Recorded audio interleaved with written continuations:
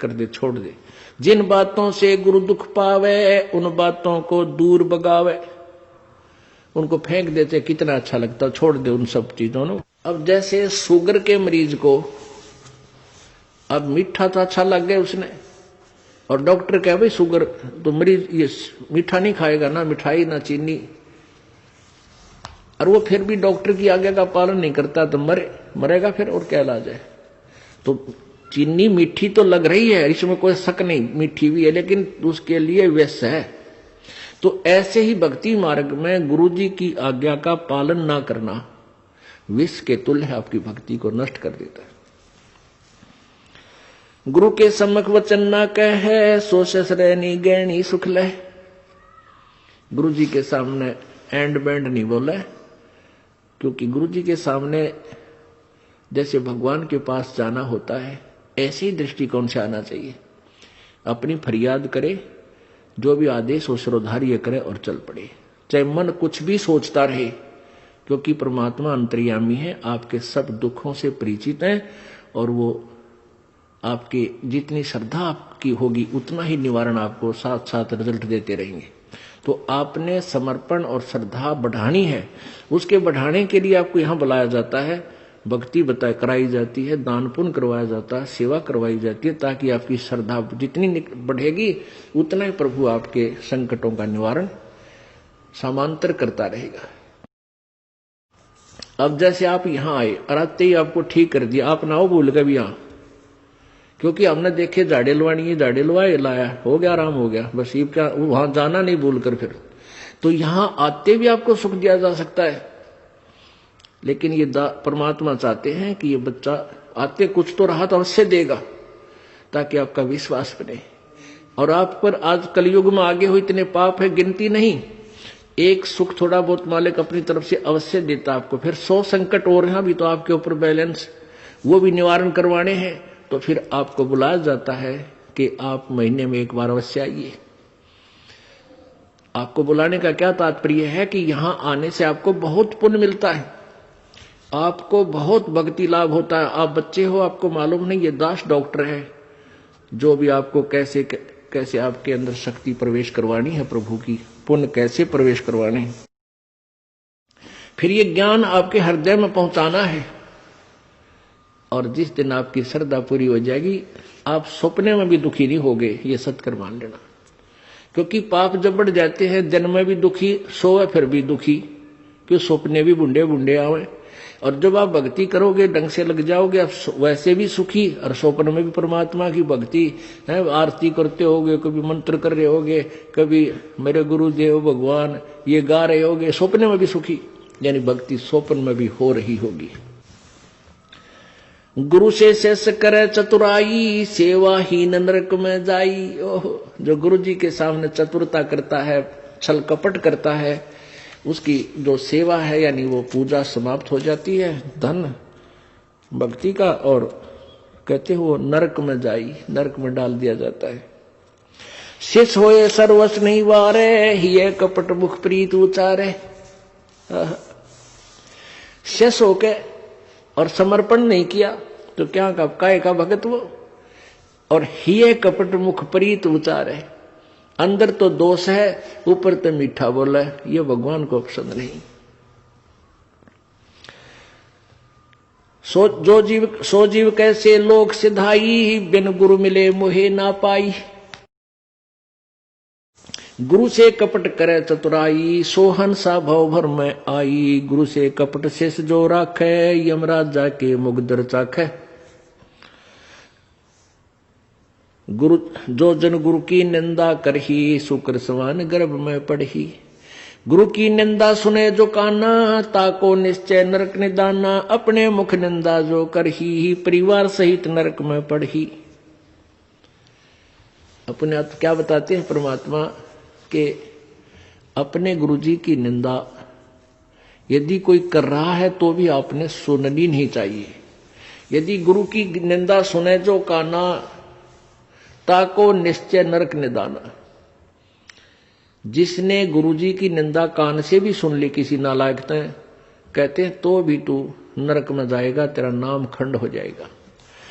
अब यहां समस्या एक आती है कि जैसे कोई व्यक्ति है निकम्मा, वो बुराई कर रहा है गुरुजी की, आप बैठे हो, ट्रेन में बैठे हो, बस में बैठे हो, या कहीं ऐसे स्थल पर बैठे हो, और वो चलो ऐसे वैसे स्थान पर हो तो उठकर चला जा, आदमी इतना तो कर ही सकता है। लेकिन बस में बैठे हैं, ट्रेन में बैठे हैं, काफी लंबा सफर है, और वो कोई निंदा कर रहा है और आप सुन रहे हो, तो आपके मन में शंका होगी कि मेरा तो नाम खंड हो जाएगा। नहीं होगा। क्यों नहीं होगा? क्योंकि सुनने का अर्थ ये है जैसे कोई आपके गुरुजी की बुराई कर रहा है, आप सुन रहे हो, लेकिन आपके हृदय में वो नहीं समा रही है कि ये सच ठीक कह रहा है। आपका मन ये कह रहा है ये अनजान व्यक्ति है, इसको पता नहीं, ये वैसे ही कह रहा है। आपके हृदय में उसके हां में हां नहीं बनी, तो आपने सुनकर भी नहीं सुनी। ये इनमें बहुत अंतर होता है एक एक बात में। और यदि आप उसके कहने से आपके हृदय में ऐसा आ गया कि हो सकता है हमारे गुरुजी ने ऐसा गलत काम कर ही दिया हो, तो आपने सुन ली, वो सुन ली, और आपके मन में स्वप्न में भी नहीं आए कि ये जो कह रहा सच्ची हो सकती है, तो आपने नहीं सुनी, तो आपको दोष नहीं। गुरु की निंदा सुने जो काना, ताको निश्चय नरक निदाना। अपने मुख निंदा जो करही, परिवार सहित नरक में पड़ही। गुरु को तजय भजय जो आना, ताक पशुआ को फोकट ज्ञाना। ओए होए, अपने गुरु को छोड़कर और दूसरे में आस्था बनाता है।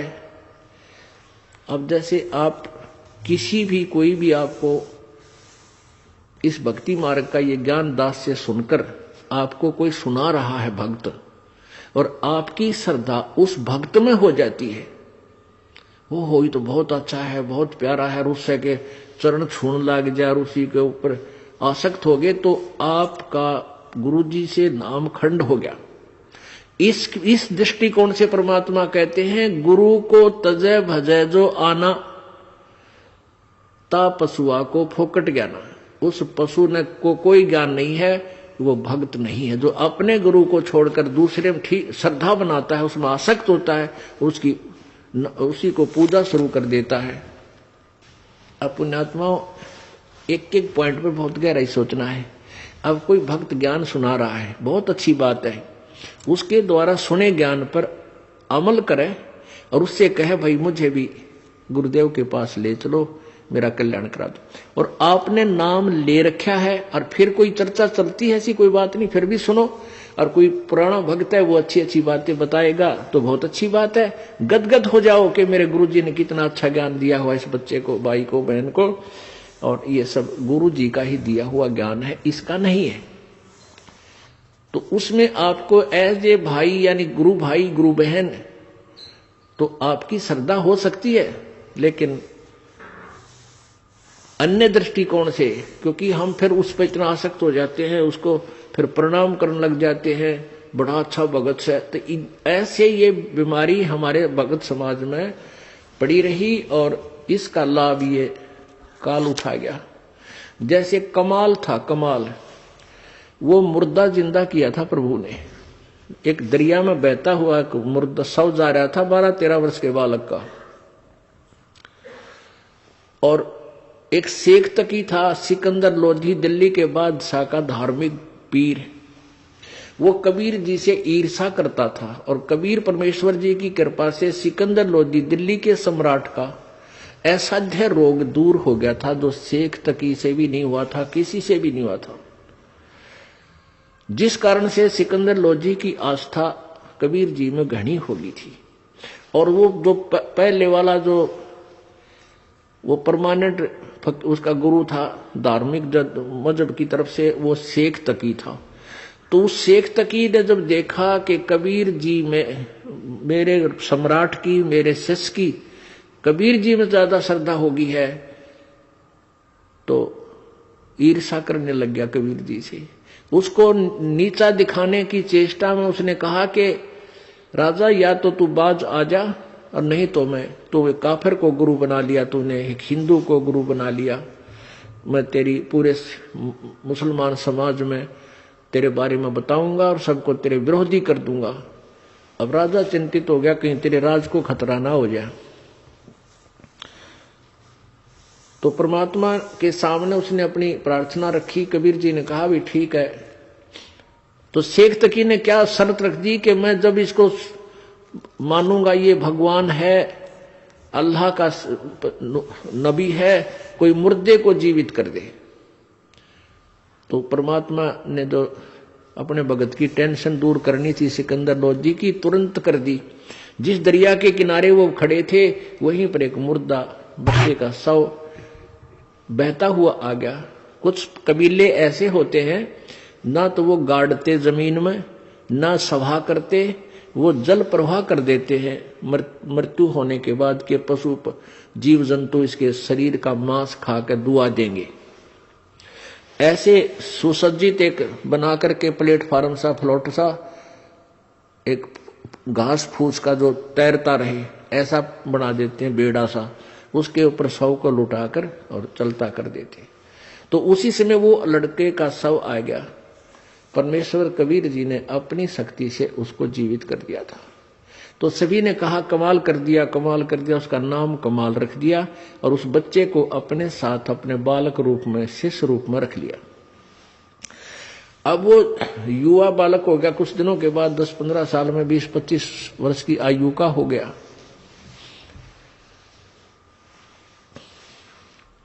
तो वो परमात्मा से ज्ञान सुनकर, कबीर जी का ज्ञान सुनकर वो भी ज्ञान औरों को सुनाने लग गया। जैसे बताते हैं भक्त, आप भी बताते हो और भी बताते हैं। अब जवान लड़का था, अच्छी आवाज थी, बढ़िया गला था, परमात्मा की वाणी गा गा के इतने सुरीले ढंग से सुनावे। तो जो परमात्मा कबीर जी के शिष्य थे वो 64 लाख, उनमें से बहुत सारे कमाल जी के ऊपर आसक्त हो गए। ओहो कमाल तो भाई कमाल है, तेरा नाम भी कमाल, तेरा काम भी कमाल, और भाई तो गुरु जी से भी बढ़कर हो गया। ओहो आप तो गुरु जी से भी अच्छी जो है ना ज्ञान सुनाते हो। अब इस बात से वो कमाल फूल गया,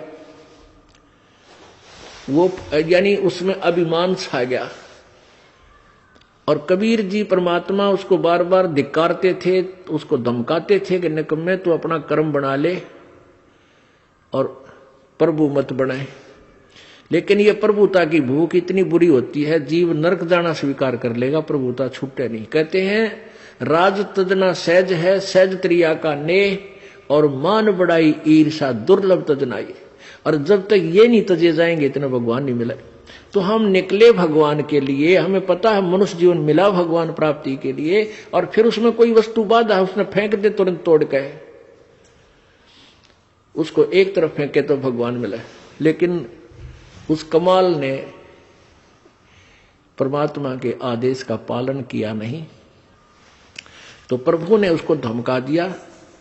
वो वहां से निकलकर परमात्मा से रुष्ट होकर, अक्षुब्ध होकर, खिन्न होकर के वहां से निकल गया और जाके कहीं दूर देश स्थान पर रहने लगा, जहां के वो नालायक भक्त गुरुजी के शिष्य उसको चाहते थे, वहीं चला गया, वहां रहने लग गया। अब वहां रहा, उसने एक छोटा सा आश्रम बना लिया। अब पुण्यात्मा समर्थ जो कार्य करता है को जीव नहीं कर सकता। जैसा कल उदाहरण दिया था कि जैसे वायु बहुत लंबी चौड़ी है, बहुत ज्यादा था है, और उसमें से एक टायर में पंप से हवा भर भी ली, वो टायर ट्यूब में टायर में डालकर ट्रक में डाल दिया, ठीक है वो काफी सहयोगी होगी वह हवा उसको, लेकिन वो तो सीमित है। ऐसे ही किसी भक्त ने, उस कमाल ने परमात्मा की कुछ दिन सेवा करके, दोनों नाम दिया, उसकी भक्ति करके कुछ शक्ति अवश्य होगी थी, लेकिन वो जीव ही था। और वो अनजान भक्त जो परमात्मा के शिष्य थे कबीर जी के, उस पर आसक्त हो गए। तो यहां बताते हैं गुरु को तजय भजय जो आना ता पशुआ को फोकट गया ना। अरे जब कबीर खुद मालिक बैठे और उस वो कमाल के टिंडे देगा उन्हें, कमाल की बात। यहीं से हम गिरते, सतर गिरता गिरता यहां आ लिए। हम सतलोक में इसी तरह गिरे थे। हम अपने भगवान को छोड़कर परमेश्वर कबीर जी सत्य पुरुष को, और ये ज्योति निरंजन काल वहां तपस्या कर रहा था, एक टांग पर खड़ा होकर। हमने अपने भगवान से हृदय हटा के इसमें लगा लिया और इसका फल यो मिला। आज गधे कुत्ते सूअर 84 लाख योनियों में कितना कष्ट उठा रहे हम, और फिर वही फिर दोहरा रहे हैं क्योंकि ज्ञान नहीं हमने। तो उसने क्या किया, कमाल ने वहां रहने लगा। अब जो भक्त परमात्मा के पास आते थे उनको सुख होया करता खूब। अब वो चेले बन गए कमाल के। अब 5-4 वर्ष तो उनके काम ठीक चले, क्योंकि जो हैंडपंप से पानी उन्होंने ले लिया था वो जब तक चला उनकी पुण्य कमाई तब तक तो वो दुखी हुए नहीं। फिर कोई काम उनका होने लगा नहीं, तो धीरे धीरे वो कमाल से भी हट गए। अब कमाल ने 5-4 और चेले रख रखे अपने आश्रम में रख रहे। तो वो कहने लगे, गुरुजी यहां भगत तो आने ही बंद हो गए। तो उन्होंने कहा भाई यूं करे कि गुरुजी का जन्मदिन मनावांगे कल, जेठ की पूर्णमासी आ गई, सब न कह दे भाई कल जेठ उतरते की पूर्णमासी है और गुरुजी का प्रगट दिवस मनाएंगे और खीर ख्यार बनावांगे, भंडारा करेंगे। सभी गांव वालों दूध लाइयो, दूध पहुंचाना। अब पहले कोई समागम करता था तो गांव वाले खुश होकर दूध ले जाते थे और ठोक देते थे ड्राम के ड्राम। अब किसी का लाभ होया नहीं, सारे बयान बैठी होगी, दूध रहा ना ढंगता, तो सब कपटी हो गए। अब सब ने सोचा भी बखत से दूध डालावांगे और ना डाल कावांगे तो यू नाराज हो जाएगा, कदे शराब स्वरूप ना दे दे। कमाल है। और प्रत्येक के मन में, क्योंकि परमात्मा कबीर जी खेल खेलते हैं। अब वो जो भगत थे गांव वाले, जो 50, 60, 100 जितने भी थे, उन्होंने सबके मन में के दुर्भावना आ गई कि बखत तो उठ कर सबसे पहले मुंह अंधेरे जाऊंगा और दूध की जगह पानी का लोटा डालूंगा। किसने बेरा पट्टा है। अब सुबह सुबह लाग गई लाइन, महाराज जी सत साहेब, कहा भाई सत साहेब आज दूध लाए हैं, डाल दो भाई वहां ड्राम में जो पहले कराया करते। अब कपड़ा उठावे और पानी तरड़ा डाले। गुरु जी ने महाराज जी ने पता लग जाएगा हाँ डाल रहा है, कुछ दूध डाल गया। एक आधे भगवान ने उसमें दो चार दूध भी डाल दिया होगा। कमाल बोला भाई आता दूध बहुत आ गया और बच्चों खीर बना लो। अब वो लागे खीर बनाने, वो ड्राम पानी का भरा, थोड़ा बहुत दूध उसमें कितना गिर गया को भगवान। तो कहने लगे गुरुजी तो सारा पानी का फुल भरा है। कमाल बोला झूठ बोलो, देखा जाएगा सारा पानी का भरा, किसकी खीर बनी थी। इतना शर्मिंदा हो गया, रात्रि में उस आश्रम ने छोड़ दिया, पता नहीं कित मरिया जाके छोड़ चल गया। तो इस प्रकार परमात्मा कहते हैं अब आप भी मरिया और उन शिष्यों उन पुण्यात्माओं को ले डूबा, नकमी आत्मा जो परमात्मा से जुड़ी थी। गुरु को तजय भजय जो आना, तापसुआ को फोकट ज्ञाना। गुरु से बैर करे शिष जोई, भजन नास और बहुत बिगोई। पीढ़ी सहित नरक में पढ़ी, गुरु आज्ञा शिष लोप जो करही। चेला अथवा उपासक होई, गुरु सुमुख ले झूठ संजोई। निश्चय नरक पड़े से सोई, वेद पुराण भाकत सब कोई। सम्मुख गुरु की आज्ञा धारे, और पीछे ते सकल निवारे। एक सामने आकर के तो हाँ जी हाँ जी हाँ जी, और पीछे ते छोड़ देने ये जरा फिर देखेंगे। तो कहते हैं सम्मुख गुरु की आज्ञा धारे और फिर और पीछे ते सकल निवारे, यार सब ने रिजेक्ट कर बैठे। ऐसे नकली शिष्यों का उद्धार नहीं होता। सोच से घोर नरक में पड़ही, रुद्राद पीवे नहीं तरही। मुख पर वचन करे परवाना, घर पर जाए करे विज्ञाना। मुख पर तो सारी बात माने और घर पर जाकर चौधरी पाक अपने हिसाब से सेटिंग करना, नो ऐसे ठीक नहीं गुरु, ये ऐसे होना चाहिए। तो परमात्मा कहते हैं आप जीव हैं और जीव संज्ञा में ही रहना चाहिए। आपने परमात्मा की आज्ञा में कोई भी दोष नहीं निकालना चाहिए, फाइनल हो। अब गुरु जी की आज्ञा देगा आपको। हम क्या आज्ञा देते हैं भाई, बीड़ी मत पीना, शराब मत पीना, तम्बाकू मत पीना, बुराई ना करना, चोरी मत करियो, रिश्वत मत लेना, भगवान पर विश्वास रखना, भक्ति करना, आनुपाशा मत करना। और ये सारी ही ना करने की है। और ये आज्ञा पालन करने की है। और ये भी नहीं करोगे फिर भगत कैसे? व्यर्थ। मुख पर वचन करे परमाना, घर पर जाए करे विज्ञाना। जहां जावे ता निंदा करही, सो सिस घोर नरक में पड़ही। ऐसे सिस को ठाहर नाही, गुरु विमुक्त लोचत मन माही। वेद पुराण कहे सब साखी, साखी शब्द सब है यूं बाकी। मानुष जन्म पाए कर खोवे है, सतगुरु विमुखा युग युग रोए। अब सतगुरु से विमुख होने वाला कहते हैं युग युग रोएगा।